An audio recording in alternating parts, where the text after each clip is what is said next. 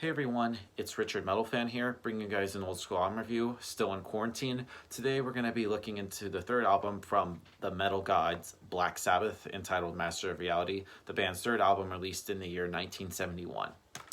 Now, Black Sabbath were pretty much were at the top of their game in 71, and they pretty much were arguably released the single most influential album in the history of heavy metal, which would be their 1970 self-titled debut album, which was a cult phenomenon, and then Paranoid, their second album, which I thought was a really good album. And from what I heard, it didn't receive an ounce of airplay. It only became a word of mouth success, but that album was still a great album.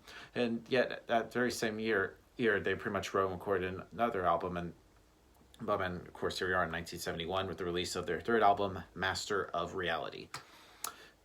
Pretty much this album is just pretty good, just still the same old Sabbath.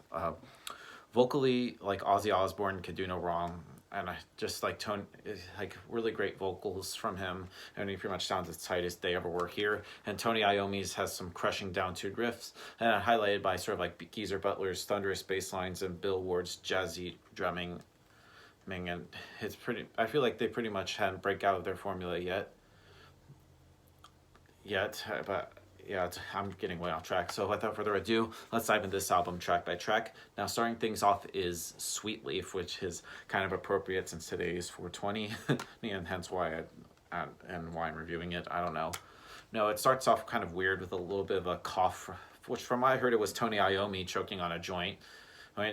Before like the guitars kick in, giving us what Sleep Leaf is. Which has one of the most memorable riffs ever recorded. That like once you hear it, it's just pretty much stuck in your head. And Ozzy sings the song as he can, and about like halfway through the song, the tempo speeds up, and it has like a galloping bass line from Geezer and crashing drums from Bill, and letting Tony sort of like spread his wings and play some lead from the original riff over again. And a great way to start off this album. Next song on the album is called After Forever, which kicks in next. It has a brief appearance from like a Moog synthesizer before yet another classic like Iommi Geezer riff takes off. And Ozzy, I feel like, sings about his familiar apocalyptic topics. Try saying that 5 times fast. And then Tony just also tracks between the speakers, which gives us a cool sound. And next song on here is Embryo, which is, I don't know, it just seems a little bit pointless on here. It's just a 30-second instrumental, which should have been a part of the next track. And it does have like introduced sort of like a medieval theme to it, but then following that is Children of the Grave, which is a bona fide classic, another one of Sabbath's well-known songs. Songs that just Iommi starts off with a sort of like a little palm muted riff before the classic riff takes over, and Ozzy once again sort of like proves that not only hippies want peace with his lyrics, it's just a very kind of like epic sounding like song. I don't know, that's just how I would describe it. Next up is a second instrumental, which clocks in about 2 minutes or so, and it's much better than, I believe, Orchid, which is the song Orchid. Bleh.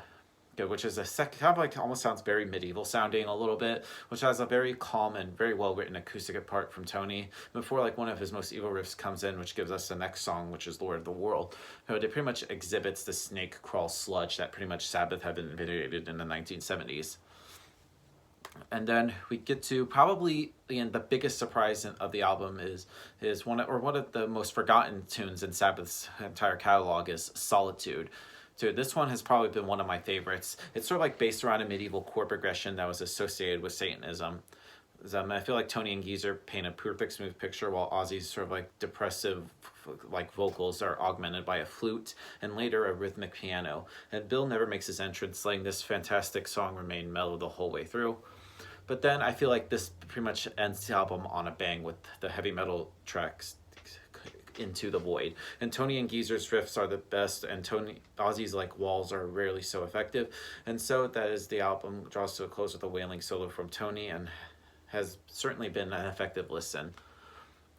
But overall, Master of Reality by Black Sabbath, another classic in their catalog. If I were to give this album a score, I probably would give this probably a solid 9 out of 10.